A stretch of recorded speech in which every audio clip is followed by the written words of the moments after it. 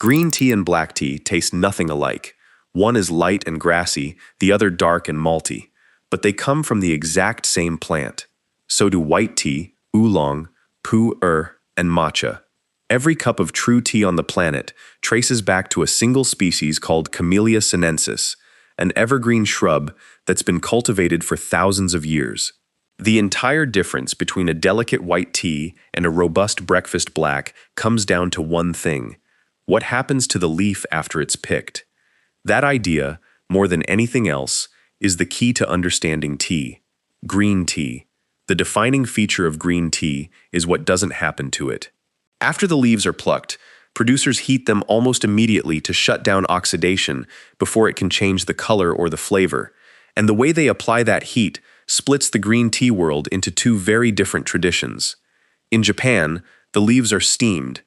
That burst of steam locks in bright green chlorophyll and creates a fresh, grassy, almost oceanic flavor. Sencha is the everyday Japanese green tea, and roughly 90% of all tea grown in Japan is some form of green. The steam also preserves more of a compound called L-theanine, an amino acid that crosses into the brain and produces a calm, focused alertness. Tea is one of the only natural sources of both L-theanine and caffeine together, which is why a cup of green tea can feel very different from a cup of coffee, even when the caffeine content is similar. The focus without the jittery edge. In China, the approach is entirely different. Chinese producers toss the leaves in a hot wok or rotating drum, and that dry heat triggers different chemical reactions, giving the tea toastier, nuttier, sometimes floral notes. Longjing, also called dragonwell, is one of the most famous Chinese green teas and brews to a gentle yellowish cup with soft chestnut flavors. Gunpowder tea gets its name from the way the leaves are rolled into tiny pellets that unfurl slowly in hot water when steeped. Green tea keeps oxidation at nearly zero. The next type of tea pushes it as far as it can go: black tea. This is the tea that built and broke empires, and it did so because of the very thing green tea avoids. Black tea is fully oxidized. After the leaves are plucked and withered, they're rolled or crushed to break open the cells, and enzymes inside react with oxygen to turn the leaf from green to a deep copper brown.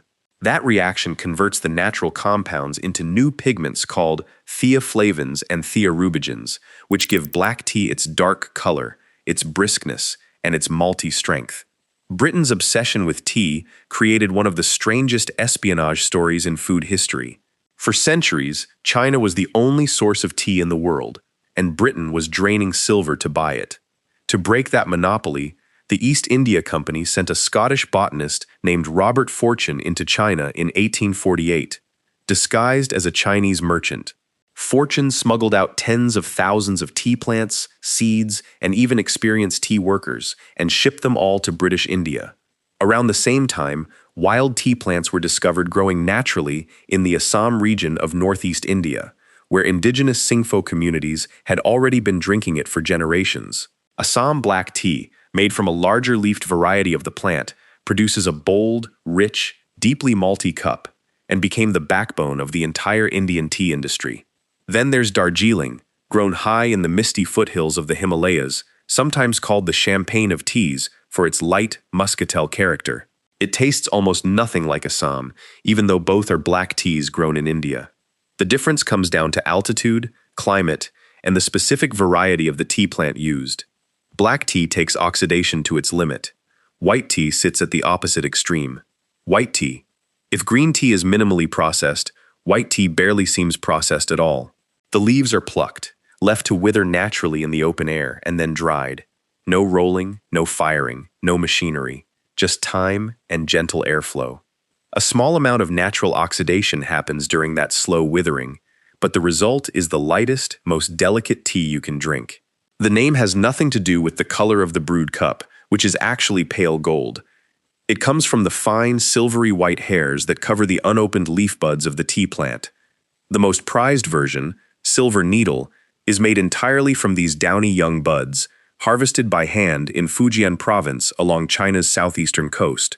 The finished tea tastes soft, faintly marshmallowy, and almost impossibly gentle. White peony uses the bud plus the first one or two young leaves, giving it a fuller, slightly nuttier body. Fujian still produces the vast majority of the world's white tea, though growers in other countries have started planting it. The flavor is so subtle that boiling water can overwhelm it entirely, so most white tea drinkers steep at lower temperatures and let the leaves do the talking. White tea barely intervenes with the leaf. Oolong takes the opposite approach, shaping it at every step. Oolong. If tea is a spectrum from green to black, oolong. If tea is a spectrum from green to black, oolong covers everything in between. It's partially oxidized, anywhere from roughly 10% to 80% depending on the style, and this is the category where the tea maker's skill matters most. The word translates loosely as black dragon in Chinese. The process involves bruising or rolling the leaves to start oxidation, then stopping it with heat at precisely the right moment. Small differences in timing, temperature, and technique produce wildly different cups. Taiguanyin, named after the Buddhist goddess of mercy, is one of the most recognized oolongs in the world. Traditional versions from Anxi in Fujian province are heavily oxidized and charcoal roasted, producing warm, toasty, dried fruit flavors.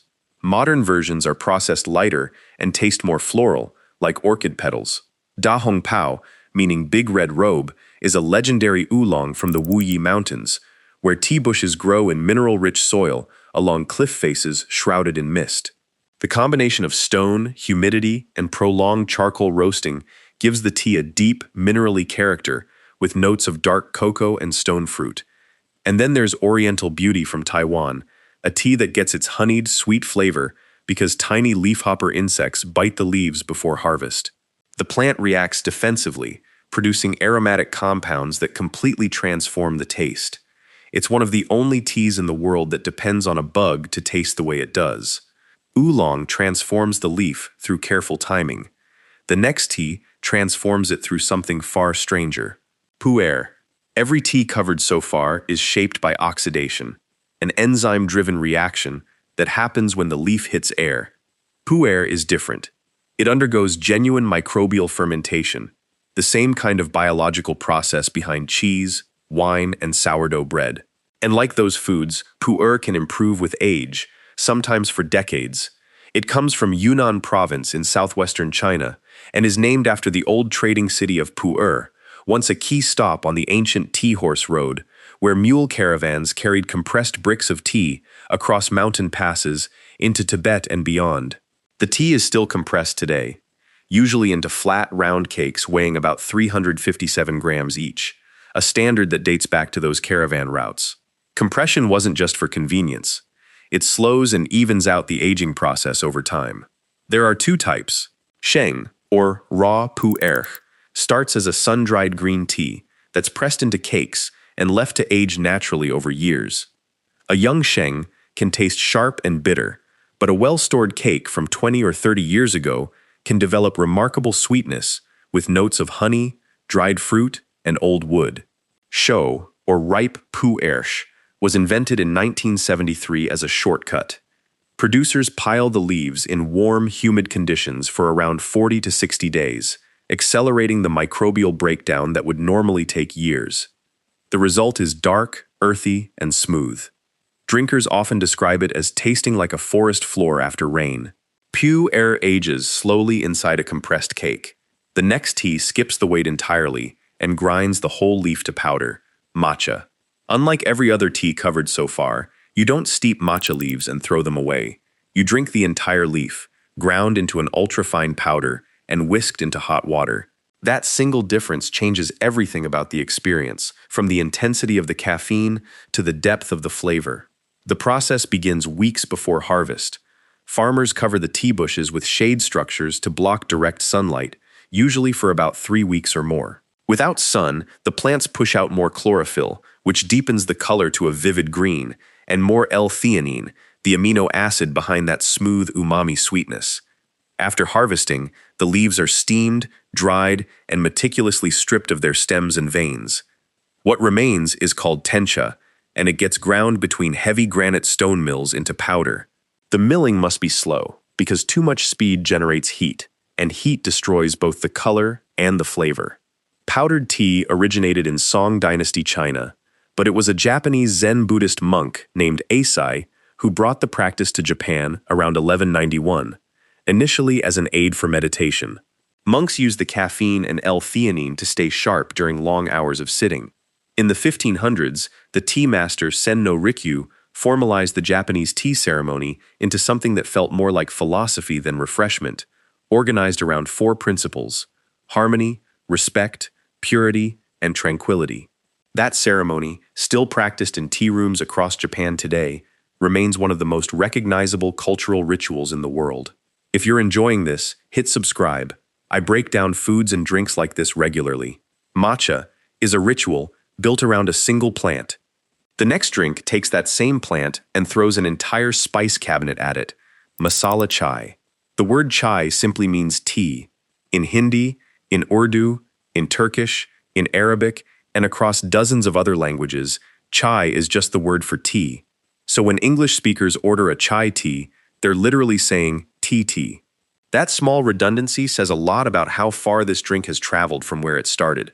The version most people now recognize, a rich milky brew simmered with cardamom, ginger, cinnamon, cloves, and black pepper, is called Masala Chai in India, meaning spiced tea. And the surprising part is that this supposedly ancient tradition is actually quite modern. Spiced herbal tonics, rooted in Ayurvedic medicine, have existed in South Asia for centuries, but those brews contained no tea leaves at all. Modern masala chai only took shape after the British pushed Indian tea consumption in the early 1900s. The British-run Indian Tea Association wanted Indians to drink tea the English way, plain with milk and sugar. Indian street vendors, called chaiwalas, took that idea and made it entirely their own, stretching expensive leaves with generous amounts of milk, sugar, and local spices. The real explosion came in the 1960s when CTC processing, which stands for crush, tear, curl, made strong, cheap tea dust available to everyone. Chaiwalas set up at railway platforms and street corners across the country, pouring cups from massive kettles into small clay cups called kulhars. When chai crossed the ocean in the 1990s, American brands sweetened it further and turned it into a dessert drink. The Starbucks version bears about as much resemblance to a roadside chai in Mumbai as instant ramen does to a hand-pulled bowl in Tokyo. Chai bends tea to fit local spice. The next drink bends it with a single citrus oil: Earl Grey. This is not a type of tea plant. It's a flavored black tea, scented with oil pressed from the rind of the bergamot orange, a fragrant citrus grown almost exclusively along the coast of Calabria in southern Italy. The bergamot gives Earl Grey its distinctive floral, slightly perfumed quality that people tend to either love immediately or find completely baffling. The tea is named after Charles Grey, the second Earl Grey, who served as British Prime Minister in the 1830s. The popular origin story claims that Grey received the recipe as a gift from a grateful Chinese official whose son was rescued from drowning by Grey's men. It's a charming tale, but almost certainly invented. Grey never traveled to China, and bergamot was never used as a flavoring there. The more likely explanation is that British blenders used bergamot oil to imitate or stretch costlier scented Chinese teas, and the aristocratic name gave the product an air of sophistication that helped it sell. What Earl Grey really shows is how flavored teas work in general. You take a straightforward base, in this case a standard black tea, and add one aromatic element that reshapes the whole experience. The same principle produced jasmine green tea, rose oolong, and dozens of other scented blends sold around the world. Earl Grey adds a citrus oil to a leaf from one plant. The next group of drinks come from plants that have nothing to do with tea at all. Herbal tea, chamomile, peppermint, hibiscus, and rooibos are all called tea, but none of them contain a single leaf from the Camellia sinensis plant. By strict definition, they're not tea. The proper term is tisane, from the Greek word for a barley drink, though almost nobody uses that word outside of a tea shop. Each one comes from a completely different plant with its own history.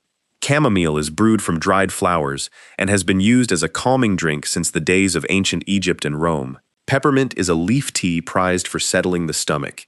Hibiscus, made from deep red flower petals, produces a tart, cranberry-like drink that shows up under different names across the globe. In Egypt and Sudan, it's carcade. In Mexico, it's agua de Jamaica. In the Caribbean, it's sorrel, usually served cold with ginger during the holidays. And then there's rooibos, which means red bush in Afrikaans. It comes from a single plant species that grows in only one place on Earth, the Cederberg Mountains of South Africa, roughly 200 kilometers north of Cape Town. The Khoisan people used it for centuries before European contact. It wasn't grown commercially until the 1930s, when a local agronomist figured out how to germinate the notoriously stubborn seeds. Rooibos is naturally caffeine-free, slightly sweet and nutty, and rich in an antioxidant called aspalathin that exists in no other known plant. It earned a protected designation of origin from the European Union in 2021, the same legal protection that governs Champagne and Parmigiano Reggiano. Every tisane on this list comes from its own plant. The final drink on this list comes from a holly tree and a gourd, Yerba Mate. Like herbal teas, Yerba Mate is not true tea. It's brewed from the dried leaves of a holly tree called Ilex paraguariensis, native to the rainforests of South America. But unlike chamomile or rooibos, yerba mate carries real caffeine along with two other stimulants, theobromine and theophylline, which together produce a buzz that drinkers often describe as cleaner and more sustained than coffee. The Guarani people were the first to cultivate it, using the leaf for energy, ritual, and community, long before European contact. The way mate is traditionally served has barely changed since. Dried leaves are packed into a hollowed-out gourd, hot water is poured over them, and the drink is sipped through a filtered metal straw called a bombilla. But the tradition isn't really about the drink itself, it's about the sharing. A server called a cebador prepares the gourd and passes it around a circle of friends or family, refilling it with hot water after each person takes a turn. The ronda de mate is a ritual of friendship and connection, and refusing a cup when it's offered to you is considered genuinely rude. In Argentina, mate is everywhere. Parks, offices, buses, sidewalks. Roughly 9 out of 10 Argentine households drink it regularly, and most people carry a thermos of hot water with them throughout the day. Uruguay drinks even more per person than Argentina, making it the highest per capita consumer in the world. In Paraguay, they skip the hot water entirely, mixing mate with ice water or cold juice and calling it terere. One holly leaf, one gourd, one circle of people passing it hand to hand. Not a bad legacy for a drink that technically isn't even tea.